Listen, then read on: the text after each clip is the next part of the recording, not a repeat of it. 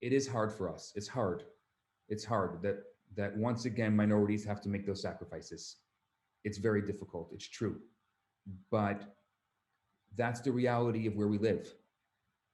That is, I mean, are we proud that we seem to be the the scapegoat? I hate to say that because it sounds negative, but I think that is why all the more so is that we have to say, yeah, maybe it's true that Mr. Legault is speaking to the majority.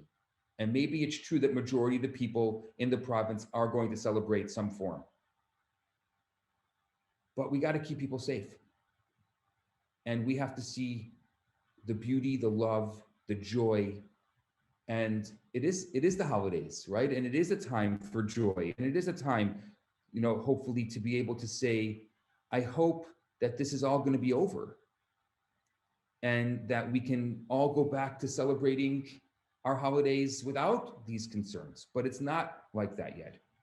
It's not there yet. And we should never, ever celebrate at the risk of losing lives.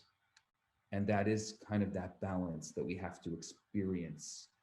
And I know Mr. Legault is doing the best he can to try to create that balance. And it's very hard. I would not want to be in his shoes right now, having to balance all this. And he's getting it. But yeah, at the end of the day, we're the ones that he's saying no Hanukkah. And it's funny because, some people can take it negatively and say, oh my gosh, this is what the Jewish people have been going through for centuries. And we can tell you a long list of countries and experiences that the Jewish people have experiencing, just like that, people in charge saying no. I don't think right now it's like that. I don't think that that is what it is. And it's very easy to look at whatever's going on in our world from two sides. And I think that we have to look at it from the positive side. I think that's good on you, that's a good thing, because otherwise I feel like there would be a lot of negatives. So it's a lot better to look at the positives, of course. How do you think, Legault saying no to allowing certain dates to be given to people who celebrate Hanukkah? How do you think it's going to make Jewish families in Quebec feel? I would hope that people, if it's in general, if it's something that makes you angry and upset, as I see that many people in the community have become upset, I think that the answer to that is, then that's why you should be celebrating the best you can. So take your family or yourself. One of the symbols of Hanukkah is that it's supposed to be celebrated on the street, because even like we take the menorah, the Hanukkah, and we put the light in the window, because the idea is to bring light out into the world.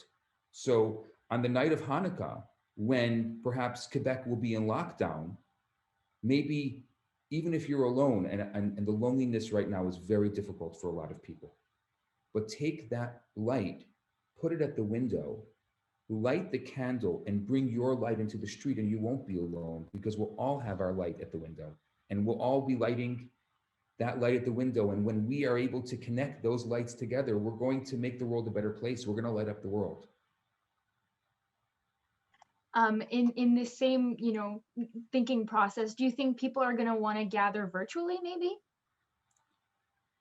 I think that people should be gathering virtually. I mean, I know that what we're going to be doing this Hanukkah is we, especially, people in the community, we're going to be reaching out to people in the community in advance and say, oh, tonight is the first night of Hanukkah.